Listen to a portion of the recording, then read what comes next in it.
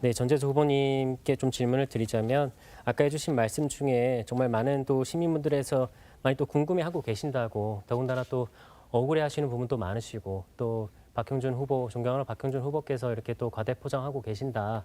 본인에 대한 그런 뭐 비리가 어떻다 이렇게 말씀드리는 건 아니고 저 또한 이제 후배 정치인이고 또 전재수 후보님께서도 이제 존경하는 선배 정치인이시다 보니까 흔히들 그런 말씀 많이 하시잖아요. 정치인들 입만 열면 거짓말 많이 한다고. 근데 이런 기회를 통해서 제가 오늘 가져온 그런 기회가 있는데 한번 보여드리겠습니다.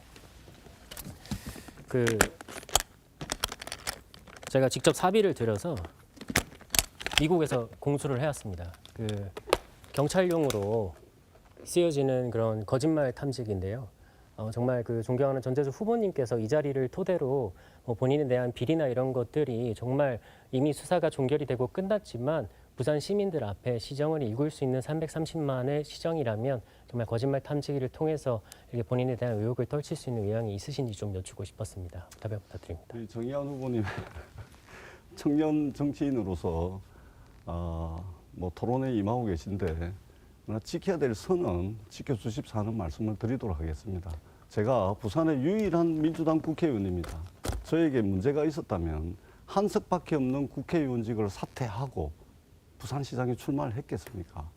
그러니까 그런 걱정하지 마시고 이렇게 좀 보여주기식으로 토론을 하지 않았으면 좋겠다라는 말씀을 드리겠습니다. 물론 우리 후보님께서 하시는 말의 진위를 그 의미를 모르는 말은 아니지만 토론에서 어느 정도 지켜야 될 선은 지켜주십사는 말씀을 드리도록 하겠습니다. 네, 저는 정말 존경하는 전재수 후보님께서 많이 억울해하시는 그런 부분들이 후배 정치인으로서 조금은 그런 부담을 덜어드리고자 했던 그런 방식이신데 유감을 느끼셨다면 저는 이 자리를 빌어서 조금 죄송하다는 말씀 드립니다.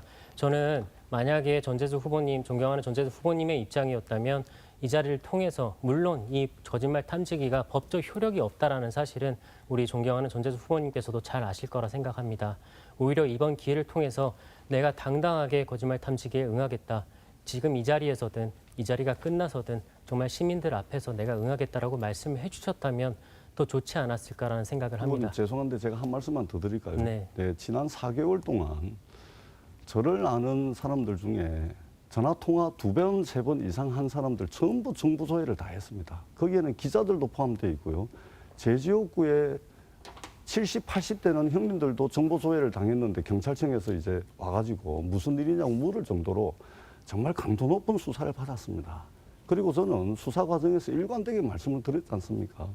일체의 불법적인 금품 수수 없었다라고 말씀을 드렸고 그리고 수사 결과에도 그렇게 나와 있습니다. 그런데 계속해서 이렇게 문제 제기를 합니다. 저는 정말로 이것은 일관된 네거티브고 악의적인 흑색 선전이라고 밖에 볼 수가 없습니다. 네. 의혹이 있어서 수사를 받았고 종결이 됐습니다. 물론 논란의 중심에 서게 된 부분에 대해서는 이후 여하를 막론하고 부산 시민들께 죄송하다는 말씀을 드립니다. 그러나 일체의 그런 부분이 없었다라는 것을 제가 일관되게 수사기관에서 진술을 해왔고 결과도 그렇게 나왔다라는 말씀을 분명하게 드리도록 하겠습니다. 네, 개인적으로 굉장히 아쉽지만 그래도 박형준 후보님께도 한번 말씀 여쭙겠습니다. 방금에 대해서 어떻게 생각하시는지 한번 간단하게 말씀 드립니다. 저는 우리 전재수 후보가 문제의 본질을 물으면 그거를 묘한 방법으로 회피를 합니다. 지금 시민들이 알고 싶은 거는 까르띠에 시계를 받았는지 안 받았는지, 불가리를 받았는지 안 받았는지 그걸 묻고 있는 겁니다. 그걸 물으면 늘 수사기관에서 제가 이렇게 답변했습니다.로 피해갑니다. 허위사실 공표를 피하기 위한 거죠. 술책이죠. 정직하게 답하세요. 그리고 까르띠에 시계를 소위 수리했다는 지인이 누굽니까? 그 사람은 어떻게 그 까르띠에 시계를 갖게 된 것입니까? 그 과정을 소상히 좀 밝혀주셨으면 좋겠습니다. 제가 좀 말씀을 드릴까요? 예. 분명히 말씀을 드리는데 우리 후보님께서 계속해서 수사 결과가 나와 있고 수사 결과에 대해서 이미 다 공표가 됐음에도 불구하고 계속해서 뒷다리를 찾고 있는 겁니다. 예를 들면 받았다 안 받았다 그러면 또 고소고발이 이루어질 테고 그러면 또 지난 4개월의 과정을 왜 고소고발이 해야 되는 이루어집니까? 이미 제가 고소고발을 당했습니다. 그러니까 이거를 뭐냐면 지난 4개월의 수사를 또 반복하려고 하는 법기술을 지금 이용하고 있는 거예요. 후보님 그렇게 하시면 안 됩니다. 제가 몇 번을 말씀을 드립니까? 저에게 문제가 있다면 하나밖에 없는 민주당 국회의원직을 사퇴를 하고 제가 부산시장에 출마를 하겠습니까? 한번 생각을 해보십시오. 그렇기 때문에 더 이상 의혹이 있으면 수사를 해야 되고 그 수사를 강도 높게 받았고 그리고 그것이 종결이 돼서 나와 있습니다. 그런데 그것을 자꾸만 의혹이 있다 답변해라 이렇게 하는 것은 전형적으로 악의적인 흑색선전이고 박형준 후보가 선거 기간 내내 일관되게 네거티브로 하고 있습니다. 저는 성과 없는 부산시정을 보인 무능한 부산시장에 저는 공격이라고 생각하지 않을 수가 없습니다. 네, 시간이 다 됐습니다. 정의안 후보가 제시한 전자기기는 선거방송토론위원회와 사전에 협의되지 않았음을 알려드리겠습니다. 마지막으로 국민의힘 박형준 후보 주도권 토론 시작해 주시죠. 네, 우리 그 전재수 후보가 성과 없는 시정이라고 했는데 성과 차고 넘칩니다. 지금 부산이 5년 전에 비해서 엄청나게 변화했다는 것은 엊그제 그 중국인들이 전 세계 여행지 가운데 부산을 가장 가고 싶은 여행지로 꼽았습니다. 그리고 아시아 관광객들이 요즘 부산병 아리를 한다고 할 정도로 부산의 재미와 매력에 빠져들고 있습니다. 이게 그냥 이루어진 일이 아닙니다. 지난 5년 혁신의 파동이 모든 곳에서 넘쳐났습니다. 우리가 미식 도시 만들었고 커피 도시 만들었고 컨텐츠 도시 만들었습니다. 그런 결과입니다. 부산의 삶의 질 엄청 좋아졌습니다. 대기질이 지금 전국에서 1위고요. 생활체육 참가율도 1위입니다. 우리 전재수 후보는 숫자에 빠지지 말라 그러는데 우리 전재수 후보야말로 숫자를 무시하지 마십시오. 숫자가 그 도시의 성과의 지표입니다. 이런 것들을 외면하면서 무조건 프레임을 걸어서 상대를 무능하다, 또 한계 없다 이렇게 찍어 누르는 거야말로 그것이 네거티브인 것입니다. 한 가지 더 말씀드리겠습니다. 네거티브와 검증의 차이를 제가 말씀드리겠습니다. 검증은 시민들이 비리에 대해서 묻고 있는 게 검증입니다. 비리가 있는지 없는지. 비리에 대해서 지금 답변을 못하고 계시잖아요. 여전히 똑같은 얘기를 반복하고 있습니다. 그걸로 시민들의 갈증이 해소됐습니까? 전혀 갈증이 해소되지 않았습니다. 시민들에게 정직하게 답변을 못하면서 받았으면 받았다, 안 받았으면 안 받았다 이렇게 얘기를 하면 되는 것입니다. 만약에 안 받은 게 그게 사실이라면 어떤 법에도 걸릴 이유가 없어요.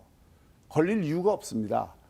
그게 왜 허위 사실이 됩니까? 안 받은 걸 안 받았다고 얘기하는데 문제는 그 받은 내용이 증거가 의심되는 정황이 지금 있기 때문에 그에 대해서 답변을 못 하시는 거예요. 이거 분명히 얘기죠. 왜 그 말을 싹 돌려갖고 그것을 회피하려고 하십니까? 그리고 제가 말씀드리지 않았습니까? 그거를 물타기 하기 위해서 아니 개인 회사가 영업을 잘해서 그것도 해외 영업을 잘해서 매출이 늘었으면 칭찬받을 일이지 그게 무슨 비난받아야 될 일입니까? 그게 시장의 가족관계에 있는 기업이라고 해서 그 기업이 비리가 없는 이상 그리고 어떤 문제가 없는 이상 그 매출이 는 게 왜 문제입니까? 저는 전혀 그 이해를 할 수가 없습니다. 그런 식으로 물타기 하는 것은 그거야말로 네거티브죠. 검증과 네거티브를 명확히 구별을 해야 된다고 저는 생각합니다. 제가 하자는 것 그리고 정의안 후보가 지금 검증하려고 하는 건 시민들이 정말 궁금한 거를 검증을 하려고 하는 겁니다.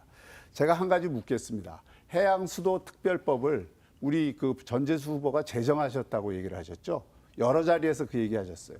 그런데 해양수도특별법은 전재수 후보는 이 제정에 참여하지 않은 것으로 저는 알고 있는데 제정에 참여하셨습니까? 자, 제가 이제 LCT 말씀드리고 이 문제에 답변을 하세요. 말씀드리겠습니다. 그것은 약속을 지키지 않는 시장에 대한 부산 시민들의 문제 제기다라는 말씀을 드리고 해양수도 특별법은 제가 해수부 장관으로 있으면서 국회와 협력을 하면서 제정을 한 겁니다. 그래서 정부 입법을 하게 되면 시간이 걸리기 때문에 울산의 김태선 의원으로 하여금 정부를 대신해서 발의를 하게 했고 그다음에 제가 의원들 전부 설득을 했습니다. 다 댕기면서.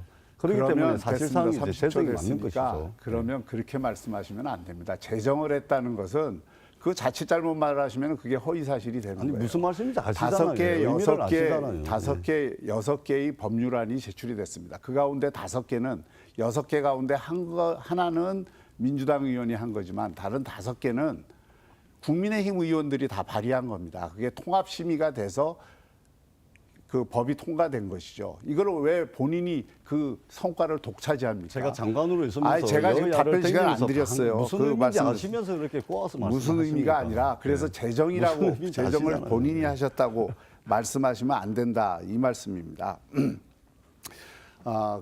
그리고 이 그 부산시정은 사실 물론 해양 수도 기능이 중요하고 그 기능들이 중요하지만 그것으로 한정되는 게 이게 부산시정이 아닙니다. 부산시장은 복합 종합 행정입니다. 여러 층위의 일들을 알아야 돼요. 제가 뽕삐두를 물었더니 조현아랑 문제로 그 호도하셨잖아요.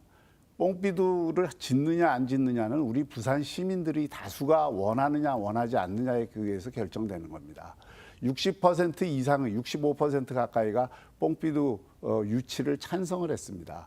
그 여론에 의해서 또 공론화위원회를 거쳐서 우리가 추진하고 있는 사업입니다. 또 그것이 그 부산의 관광 진흥을 위해서 대단히 중요하기 때문에 이런 일을 하는 것입니다. 오페라 하우스를 그냥 첫해 브랜딩을 제대로 못하면 시골에 지방 대도시의 오페라 하우스로 전락될 위험이 있기 때문에 라스칼라하고 협력을 하는 것입니다.